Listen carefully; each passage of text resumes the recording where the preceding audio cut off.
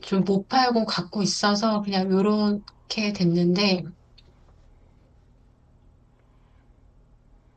네, 그렇습니다.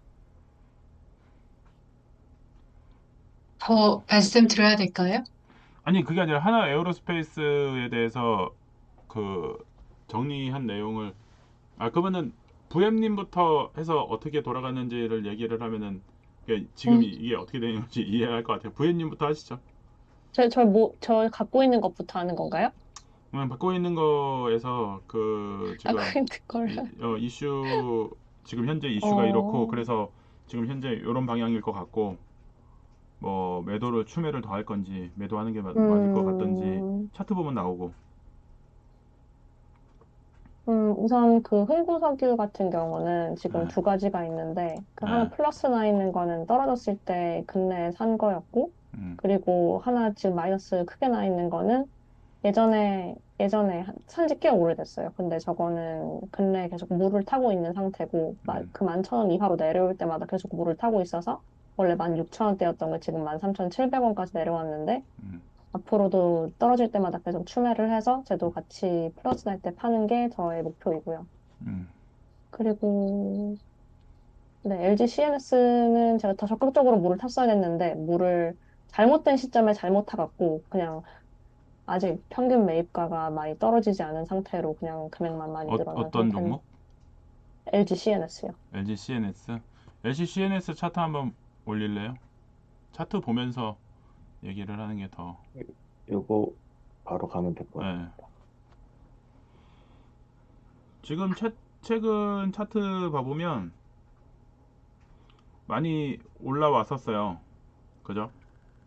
그래서 56,000원 선에서 약간 환호성을 지르다가 56,000원 선에서 미끄러지는 상황.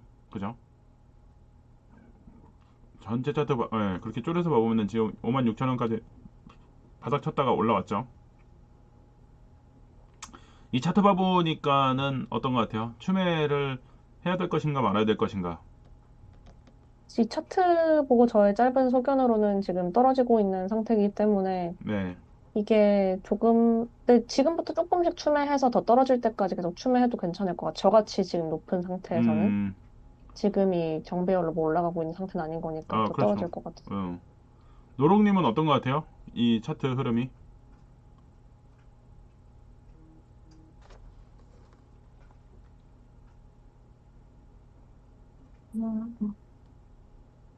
네. 잘 모르겠네요. 그러니까 이제 잘 모를 수는 당연히 있죠. 근데 이제 그 지금 딱 봤었을 때의 생각, 요 차트가 어떤 것 같다. 사실 그게 그러니까 모르는 게 뭘 모르는지를 파악하는 게 중요한 거예요.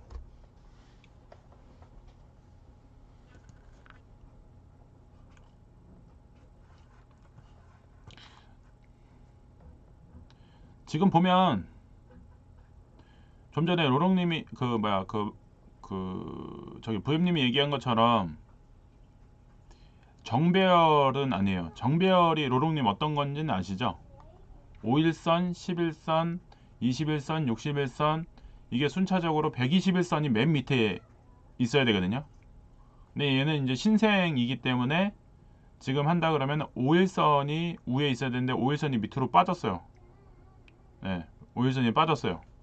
지금 이렇게 지금 변화 청년님이 잡아준 것처럼.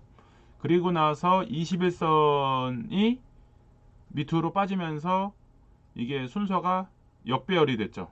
5일선이 밑으로 빠졌으니까. 그러니까 내림세로 지금 가고 있는 거고 이 61선은 최근에 생긴 거죠. 60일 전에 이제 석 달 전에 이제 요 신규 상장을 했으니까 그때 지금 평균 가격을 지금 얘기를 해주는데 평균 가격이 51,700원 정도 된다. 지금 그거를 지금 보여주고 있는 상황이고 이걸 해서 이평선을 끝나는 게 아니라 캔들을 본 거죠. 캔들을 봤더니 쭉쭉쭉 내려오다가 약간 지금 현재 시점에서 더 내려갈지 말지에 대해서 약간 아래 꼬리를 만들면서 살짝 이제 여기 두 개 연 이틀 동안 보면 아래 꼬리를 만들면서 위로 올라가고 여기도 아래 꼬리 만들면서 살짝 위로 올라가고 지금 이런 상황이긴 하거든요. 그래서 여기서 자금 여력이 되면 살짝 매수해도 되지 않을까 이런 생각이 드는 거고 본격 매수는 여기 밑에 보면 거래량 보이죠? 거래량. 본격 매수는 거래량이 좀 움직일 때 본격 매수가 좀 더 적은 돈으로 안전하지 않을까. 근데 그때는 상당히 보수적으로 간 거다. 가격이 일정 정도 올라왔기 때문에 물타도 그렇게 물탄 효과가 적을 수도 있다. 그래서 지금 부엠님 같은 경우에는 이쯤에서 조금씩 야금야금 사는 것도 방법이지 않을까. 더 떨어질 수도 있기도 하니까. 요 왼쪽 편에 보시면 3월 7일 옆에 보시면 빨간색으로 거래량이 터졌어요. 그러면서 어떻게 쭉 올라갔죠. 그러니까 요 시점에 사는 게 맞았을까 생각을 해보면은 이것도 아니란 얘기죠. 근데 그 앞전에 파란색으로 거래량이 조금씩 살아나고 있죠. 예, 3월 7일 맨 왼쪽에 파란색으로 조금씩 살아나고 있는 상황인 거를 봤었을 때 그런 것들을 한번 체크를 해보면은 차트를 계속 모르니까 안 본다가 아니라 그냥 누군가가 얘기해 주니까 산다, 누군가 얘기하니까 판다, 이게 아니라 차트를 보면서 계속 해석을 해볼 생각을 하는 게 필요해요. 그냥 이게 뭐 이렇게 됐네, 누가 얘기해 주니까 그렇다, 그게 아니라 그 관점에서 아까 전에 노령님한테도 본인 거 갖고 있는 거 차트를 한번 보면서 더 사야 돼? 아니면은 지금이라도 팔아야 돼? 이거를 판단해 볼 필요는 있다고 말씀을 드린 거예요. 자, 부엠님 추가적으로 더 얘기할 거? CNS에 대해서는 추가적으로는 없습니다. 네. 그리고 그리고 오리엔트 전공은 어, 저번에 네, 이재명 후보가 그때 무죄 판결 난 이후에 어, 매수했던 건데 그 이후에 딱히 재료가 없어서 나락을 그냥 계속 갔지. 지금 하락하고 있는 어, 상태이고 차트를 한번 봐봅시다. 그러니까 오리엔트 전공은 손절을 해야 돼. 그죠? 네. 오리엔트 전공은 손절을 해야 돼. 근데 뭐 그 직전에 또 달라질 수도 있지 그렇지. 않을까요? 그거야, 그거. 지금 좀 전에 홍준표 얘기한 것처럼. 지금 봐봐요. 이 차트 흐름 봐봐. 어떻게 됐어? 아, 정별이 깨졌어. 깨졌어. 그리고 깨졌어. 봐봐요. 121선 깨졌어. 그리고 터치. 캔들은 터치. 캔들은 어때? 윗꼬리를 음. 위로 올라가고 싶은데 매도세도 있으니까는 못 올라가고 못 있어. 올라가고 피레침 맞은 거지. 그런데 이 지금 전체적으로 캔들을 봐보니까는 계속 떨어지는 게 아니라 지금 횡보세로 바뀌고 있고 거래량은 그렇게 많지는 않고. 근데 이럴 수는 있어요. 횡보하다가 터질 수도 있어요. 횡보하다. 그러니까 그 언제쯤 구간을 터지나요? 봐보면 2월달 봐봐요. 2월달 거래 터지는 날 2월달 빨간색으로 거래 터졌죠. 그러고 나서 얘네도 횡보 구간이었는데 쭉 올라가는 흐름으로 갔죠. 그죠? 근데 2월 달에는 테마를 탔죠. 2월 달에 깜빵 안 가는 걸로 후반부에 이제 되면서 쭉쭉쭉 올라왔죠. 깜빵 안 가게 되면서. 그죠? 그래서 이제 이런 상황들이 있는데 지금 같은 경우가 내리다 이제는 약간 횡보하는 구간에 접어들었다. 근데 이평선은 엉망이다. 근데 이평선은 엉망인데 5일선이 살 수 있을까? 그죠? 5일선이 살랑말랑 하잖아. 살랑말랑. 그죠? 그럼 이제 거래량을 봐야 되는 거예요. 거래량. 거래량이 늘 것인가. 근데 거래량이 죽어서 고만고만해요. 이랬을 때는 돈이 있는 사람은 부엠처럼 10주밖에 안 샀는데 평당가가 10,000원이야. 그러면 나 같으면 10주는 더 사. 10주밖에 안 되니까. 그러면 10,000원인데 7,400원이 평당가 하면은 8,700원까지 내려오겠지. 그러면 한번 슈팅만 받으면 나는 익절하고 나올 수 있어. 음. 그렇게 팔아야 되는 거야. 그러면 익절하고 나오는 거야. 손절이라고 하니까 난 손절. 손절인 사람은 한 12,000원에 샀어. 13,000원에 샀어. 수량이 한 200개야. 이건 손절이야. 여기서 물을 얼마나 더 탈 거야. 이거에. 200개를 음. 샀는데 여기서 물을 얼마나 탈 건데. 200개를 샀으면 200개를 또 사야 돼. 그럼 200개를 산다 그러면은 지금 7,400원에 200개 사면은 얼만데? 148만 원이잖아. 여기다 148만 원을 넣을 거야? 148만 원 넣어서 8,700원 정도밖에 안 돼. 7,400원인데. 다시 무모한 도전.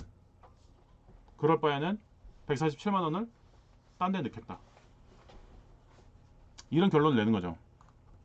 그러니까 개별 상황들이 다 있는 거잖아요. 지금 평균 매수가가 서로 다르니까 조금씩 조금씩 비슷한 사람도 있고 어떤 종목은 그러니까 이제 그럴 때 했을 때 비슷할 때는 공동 대응이 가능한 거고 시차별로 조금 다르게 산 사람들은 평균 매수가가 다르니까 그 뭐 지난번에도 뭐 추매를 했어야 되는데 추매하라고 했는데 추매 안 했어.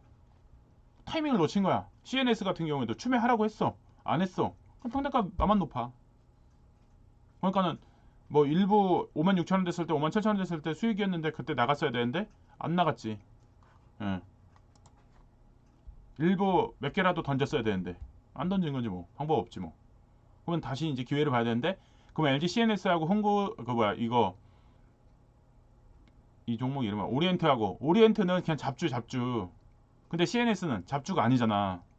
그러면 이게 다시 한번 내려가면은 일정 정도 내려가서 내가 물을 탔을 때 평단가를 낮출 수 있으면 이거는 사야지. 수량을 조금씩 해가지고.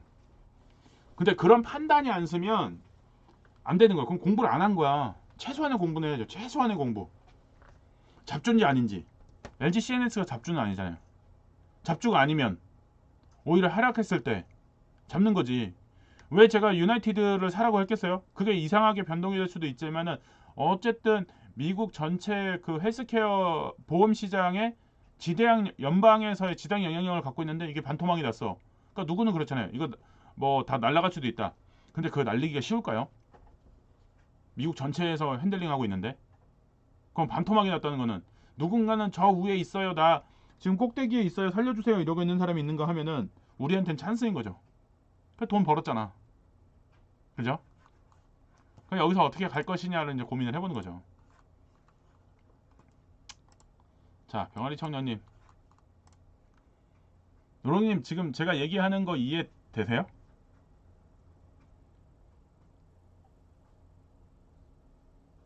뭐 100%라고는 하기는 어렵겠지만 네. 대충 알아듣고 있어요. 네. 그래서 이제 종목을 정리를 하는 게 그렇게 하면서 정리를 할 필요가 있어요. 그래서 이제 로롱님 아까 차트가 뭐였죠? 그거 한번 봐보시겠어요? 로롱님 거 한국 주식. 그래서 아까 전에 고민하고 있었던 게 뭐예요? 한주도 두산 로보틱스요? 두산 로보틱스 21개인데 이렇게 돼 있다.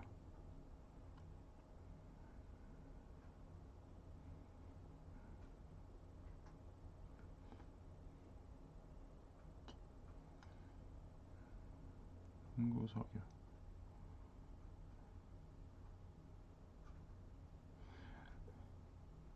로롱님 이런 경우에는 지금 수량이 많지 않은 상태에서 다종목을 갖고 있으니까 한번 정리해서 수익을 괜찮게 바꾸는 것도 방법 중에 하나예요. 그 중에 지금 흥구석유가 흑자가 나고 있으니까 흥구석유가 지금 박스권에 놓여 있긴 하거든요. 이거를 다 매도하기는 좀 아까워. 그러면 방법은 있어요. 여기서 한 14주를 정리를 해. 그럼 20주만 남기는 거예요. 그러니까 절반 안 되게 남기는 거죠. 절반은 남기고 절반 안 되게 파는 거죠. 그래서 팔아서 근데 이게 보통 지금 흥구석유가 왔다 갔다 하는 게 그 11,700원, 11,800원까지 왔다 갔다 하다가 그 구간에서 계속 회전을 하고 있으니까 지금 1,300원 주고 샀으니까 그럼 11,700원 정도에 14주를 다 정리를 하세요. 그러면은 돈도 나오고 이익도 나고 그러면 이제 제가 그 좀 전에 얘기했던 것처럼 지금 봐보면 두산 같은 경우에 돈이 있어야 살 거니까 요거 같은 경우 21주니까 이거를 지금도 지금 평균 매입가보다는 지금 현재 시세가 낮으니까 이런 거 한 주씩 사는 거예요. 한 주씩 사고 이거보다 또 떨어지면은 또 한 주를 사고 왜냐면 14주 판돈이 있으니까 그렇게 해서 좀 정리를 하는 게 좋을 것 같고 그 다음에 LG CNS 같은 경우가 한 주를 사는 경우에는 LG CNS는 지금 봐봐요. 아까 차트도 보기도 했지만은 LG CNS는 노롱님 생각에 얼마의 추매를 해야 될 것 같아요? 네, 평단가도 있고 그죠? 얼마 정도에 사시는 게 좋아요?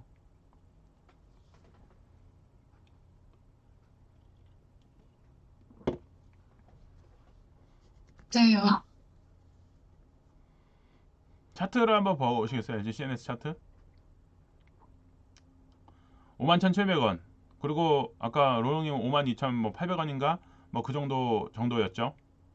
그래서 이제 큰 차이는 없어요. 그죠? 근데 추매를 해야 돼.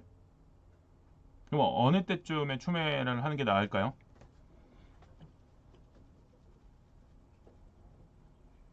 뭐, 지금 사도 괜찮을 것 같고, 근데 지금 아니면 사면은 평단가가 그렇게 변동이 없을 거 아니에요. 그죠?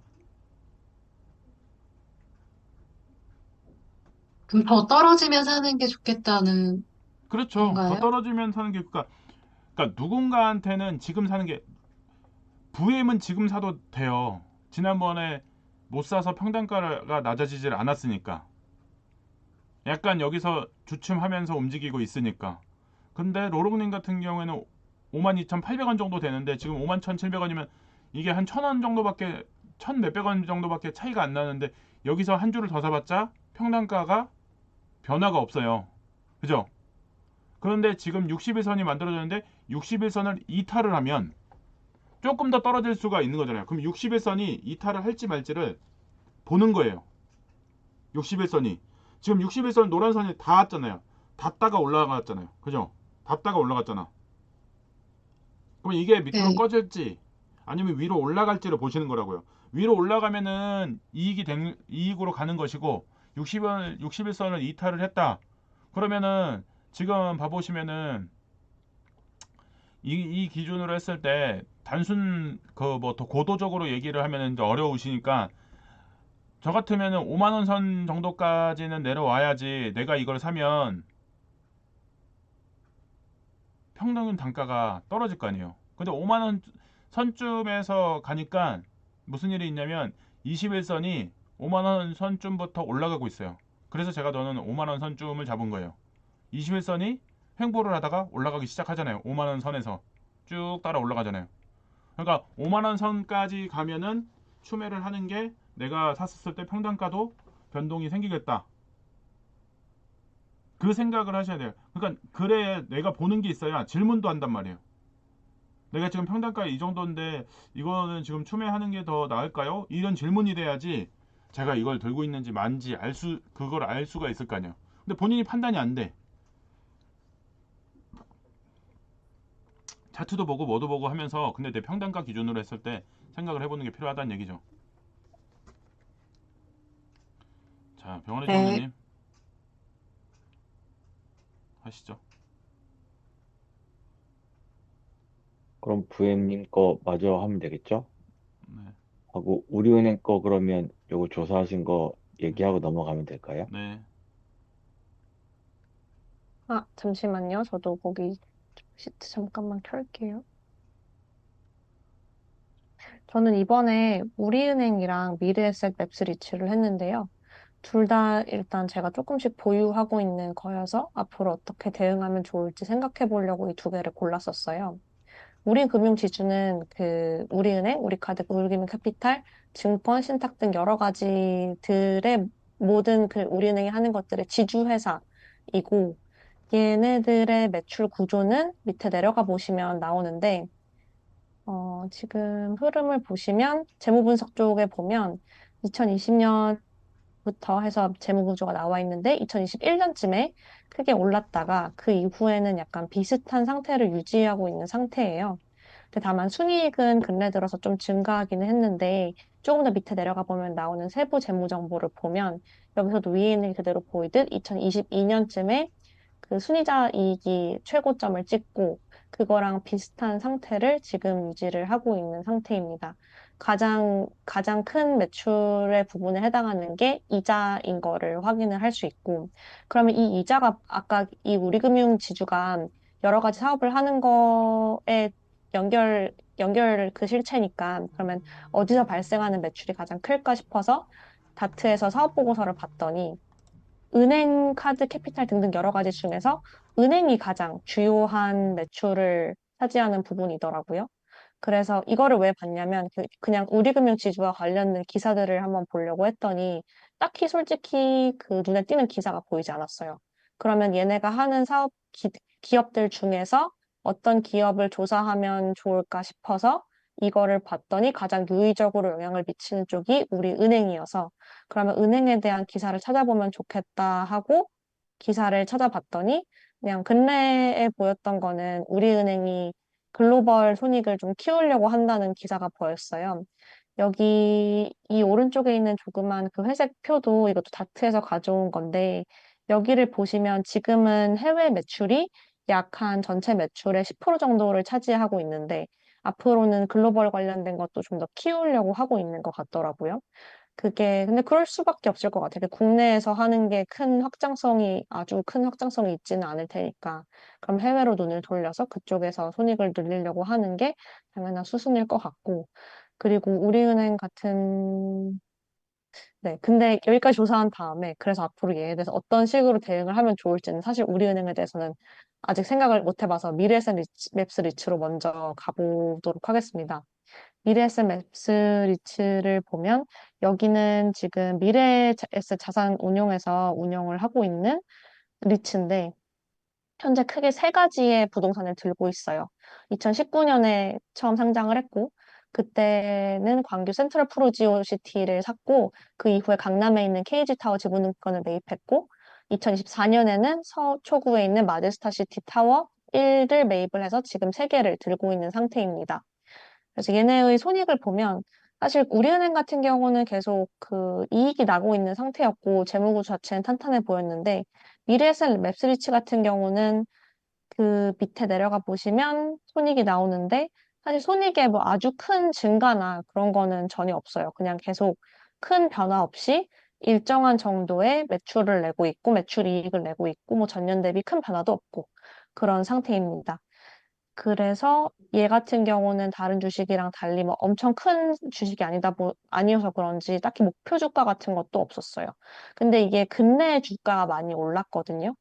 그리고 얘는 왜 그런가 보면 사실 기사도 별로 없었는데 이런 리츠 같은 경우는 구조 자체가 돈을 빌려서 그 돈으로 부동산을 산 다음에 그거를 배당하는 구조를 갖고 있다 보니까 저금리 시대가 될 거라는 것 자체가 호재로 작용을 하는 거고 실제로 조금 더 밑으로 내려보면 이건 GPT한테 그려보라고 한 그 다른 리츠인 롯데리츠와 한국 기준금리 비교를 한 건데요.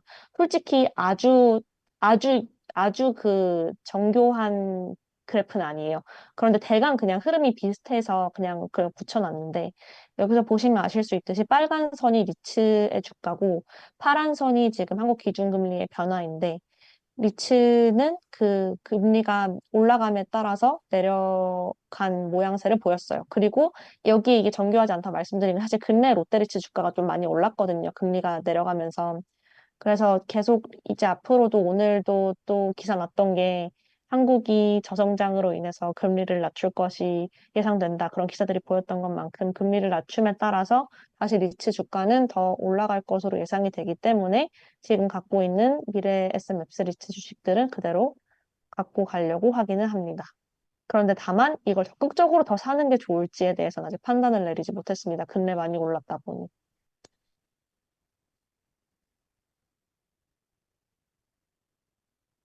그래서 그때 산 것들은 지금 수익률이 좋은데 너무 조금 산 나머지.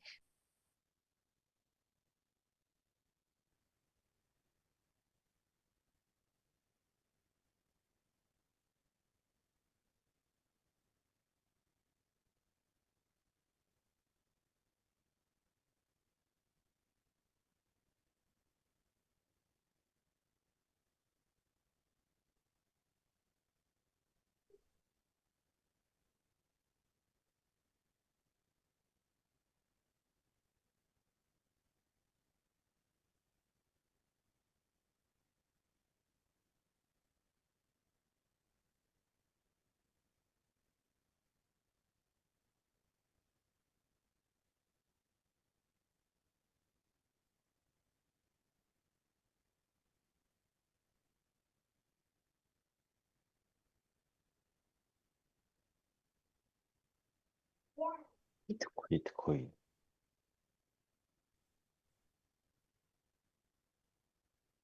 할. 응. 상승에 그것까지. 팔아야 돼.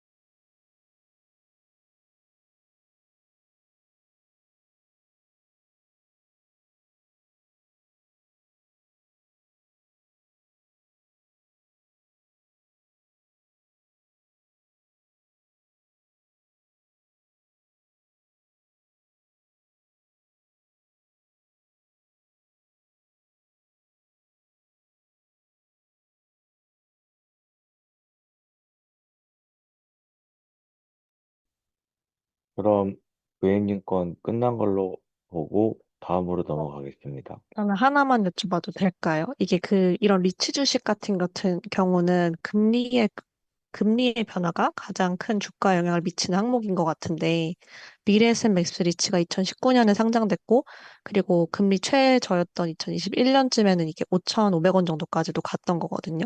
근데 그 이후에 계속 떨어진 상태였고, 앞으로 그럼 금리가 인하된다고 보면 금리가 그때와 뭐 비슷한 때로 다시 내려간다면 5,500원까지 다시 올라갈 수도 있으니 그렇게 보고 지금 매수를 해두는 게 좋은 선택일까요?